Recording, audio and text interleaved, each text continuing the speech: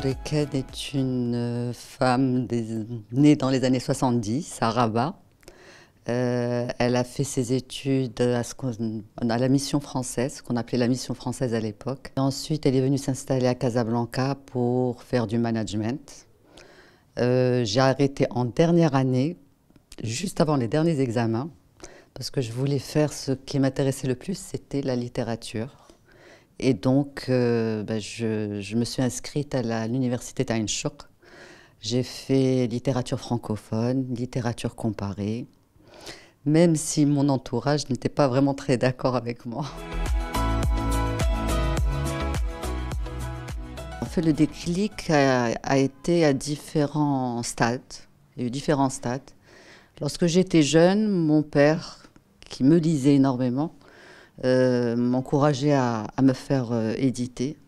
Je trouvais ça pas vraiment réalisable à l'époque, parce que c'était pour moi quelque chose de trop important. Puis je lisais tellement d'auteurs, de grands auteurs, je ne pouvais pas me permettre, je ne pensais pas. Et puis ensuite, il y a 7-8 ans, j'ai eu un très grave accident de voiture. J'ai failli perdre la vie. Et pendant que la voiture était en train de glisser sur le toit, je me disais, je vais mourir. Et je peux mourir, parce que mes enfants sont grands maintenant, j'ai fait mon devoir. Et puis à ce moment-là, je me suis posé la question, une petite question qui est venue, c'était celle de oui, mais ton talent à toi, celui que ton père disait que tu avais, qu'est-ce que tu en as fait? Puis, alhamdoulilah, ça s'est arrangé. Donc, je me suis mise à écrire à ce moment-là encore plus. Ça s'est intensifié. C'est à travers l'histoire d'une jeune fille en fin d'adolescence, à la plage, qui découvre sa première expérience amoureuse, qu'on découvre la société marocaine des années 80. Et notamment par le biais de son entourage, sa famille, sa grand-mère, ses tantes, sa mère, tous ces gens-là, eh bien, nous font découvrir les traditions, la culture, la mentalité, le langage, les interdits de l'époque. Et puis même certaines histoires qui sont racontées par certains personnages nous font remonter au début du XXe siècle. Donc en fait, le livre fait le tour de tout un siècle. Il raconte, il est une image animée de tout un siècle. Les années 80, c'est pour moi la période de la totale insouciance. C'était mon adolescence.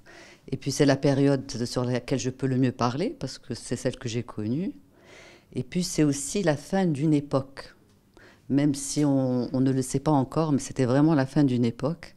C'est le moment où encore le temps prenait son temps, on avait le droit à la lenteur, on pouvait s'ennuyer, c'était pas négatif.